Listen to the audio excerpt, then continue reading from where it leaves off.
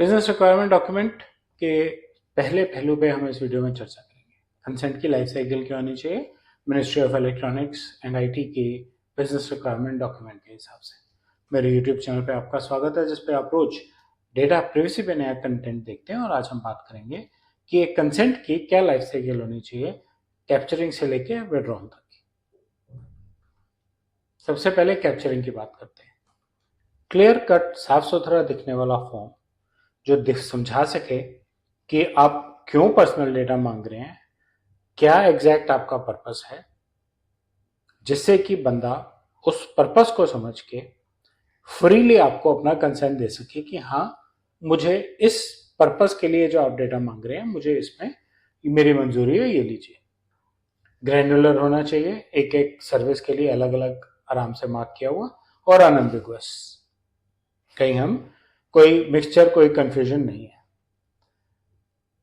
Purpose के साथ हमें डेटा टाइप क्या है, प्रोसेस कौन करने वाला है, कैसे प्रोसेस करने वाला है, इस ये भी डिफाइन करना बहुत ज़्यादा ज़रूरी है। और एफर्मेटिव एक्शंस होने चाहिए, क्लैरिटी होनी चाहिए, हमें ये डेटा एग्जैक्टली इस काम के लिए चाहिए, क्या आपको मंजूर है। चेकबॉक्स पे वो टिक लगाएं, प्री फिल चेकबॉक्स नहीं। कस्टमर को उस लाइन को पढ़ के चेकबॉक्स पे टिक लगाना पड़े। प्री फिल्ड चेकबॉक्स को इनवैलिड कंसेंट माना जाता है, या मल्टीपल पॉइंट्स के साथ नीचे एक्सेप्ट ऑल का बटन डाल दिया, वो इनवैलिड कंसेंट है, वो कंसेंट ही नहीं गिना जाता।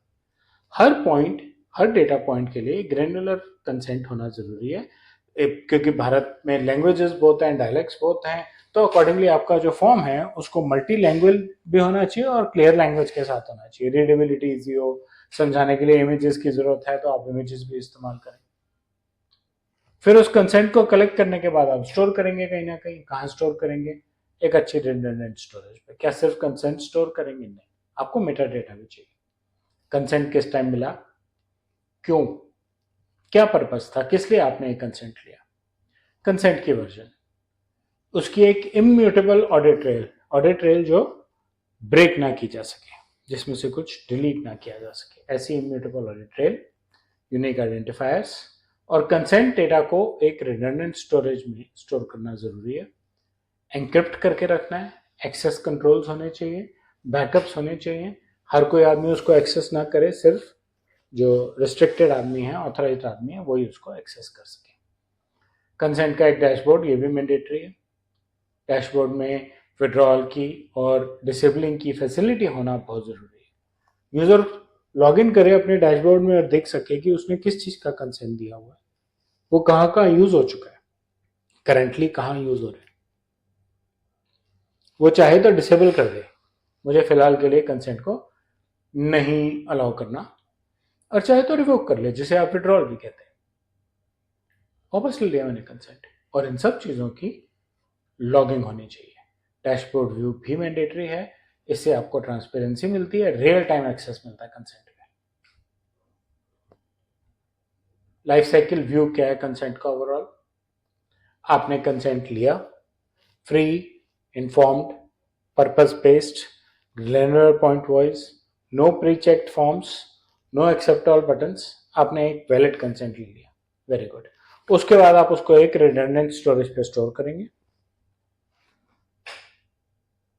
जहां पे एन्क्रिप्शन भी है, जहां पे रोल बेस्ड एक्सेस भी है। आपकी टीम में से कोई भी घुस के कंसेंट के लॉग्स देख रहा है, कंसेंट देख रहा है? नहीं, सिर्फ ऑथराइज लोग। यूजर एक्सेस कर सकता है, यूजर के पास एक्सेस होना चाहिए, वो जान सकता है कि उसने क्या कंसेंट दिया हुआ और वो लास्ट कब यूज होता है। ठीक, जरूरत पड़े तो अपना कंसेंट विड्रॉ कर ले, उसी डैशबोर्ड के ऊपर वो ऑप्शन होनी चाहिए। और ये उसकी लाइफ साइकिल है कि एक स्टेज पे कंसेंट विड्रॉ किया जाएगा या कंसेंट एक्सपायर हो जाएगा, क्योंकि आपने पर्पस के साथ डिफाइन किया था कि ये पर्पस कब तक कंप्लीट।